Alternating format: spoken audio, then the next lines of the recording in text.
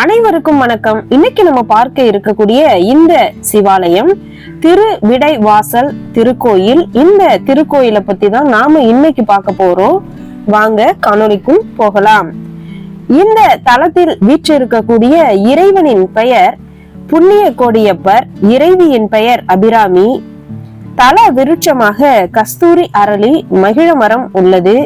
தீர்த்தமாக ஸ்ரீ தீர்த்தம் உள்ளது. முதலாம் குலோத்துங்க சோழன் காலத்தில் கட்டப்பட்ட கோயிலாக கூறப்படுகிறது. தேவார பாடல் பெற்ற தலம். தேவார பாடல் பெற்ற திருத்தலங்கள் மொத்தம் 274. இத்தலத்தையும் சேர்த்து 275 என்று குறிப்பிடுகின்றனர். ஆகவே தேவார பாடல் பெற்ற தலங்களுள் இறுதியான ஒரு தலமாக இத்தலம் விளங்குகிறது. ஒரு மண் மேடு ஒன்றை வெட்டி எடுத்த போது உள்ளே ஒரு ஆலயம் இருப்பது தெரிய வந்தது. மேலும் அகழ்ந்து பார்க்கும் போது அந்த திருக்கோயிலுக்குள் ஞான சம்பந்தரின் தேவார திருப்பதிக கல்வெட்டு ஒன்று கண்டுபிடிக்கப்பட்டது. அந்த கல்வெட்டில் விடைவாயே என்று குறிப்பிடப்பட்டிருந்தது. அதாவது இத்தலத்தின் பெயர் கூட திருவிடைவாயில் என்பதே. ஆகவே அந்த கல்வெட்டில் விடைவாயே என்று இத்தலம் பற்றி அழகுற குறிப்பிடப்பட்டிருந்தது. திருஞான சம்பந்தர் காலத்திற்கு முற்பட்ட காலத்திலேயே இந்த தலத்தினை திருவிடைவாயில் என்றே அழைத்துள்ளனர்.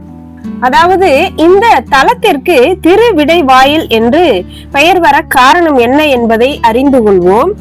ஈசனின் பொற்பாதங்களை, அதாவது அவருடைய மலர் பாதங்களை நாம் அடைகின்ற வாயிலாக இந்த தலம் அமைந்துள்ளது. இந்த திருக்கோயிலானது நாம் அவருடைய பாதத்தை அடையக்கூடிய கோயிலாக அல்லது தலமாக விளங்குவதால் இதனை திருவிடைவாயில் என்று நாம் அழைக்கின்றோம்.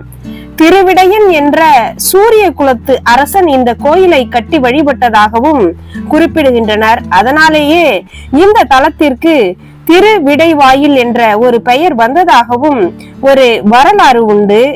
தற்காலத்தில் இந்த கோயிலானது திருவிடைவாசல் என்றே அழைக்கப்பட்டு வருகிறது. இந்த திருவிடைவாசல் என்ற ஊரானது திருவாரூர் மாவட்டத்தில் அமைந்துள்ளது. இந்த ஆலயத்தில் வீற்றிருக்கும் ஈசன் சுயம்பு மூர்த்தியாக நமக்கெல்லாம் காட்சியளிக்கிறார். இவரை திருவிடைவாயப்பர் என்றும், இடைவாய் நாதர் என்றும், புண்ணிய கோடி நாதர் என்றும், புண்ணிய கோடீஸ்வரர் என்றும் அழைக்கின்றனர். இத்தல ஈசனுக்கு ஒரு சிறப்பு உண்டு. அந்த சிறப்பு என்னவென்றால், இத்தலத்து ஈசனை சப்த நதிகளும் வந்து வழிபட்டதாக ஒரு வரலாறு உண்டு. இன்றும் 7 கிணற்றுடன் காட்சி தரும் தலமாக இந்த தலம் உள்ளது. நமது துன்பங்கள் அனைத்தும் நீங்கவும், இவ்வுலக பந்தங்களிலிருந்து விடுபடவும், முக்திக்கு ஒரு வாயிலாகவும் இந்த திருவிடைவாயில் விளங்குகின்றது.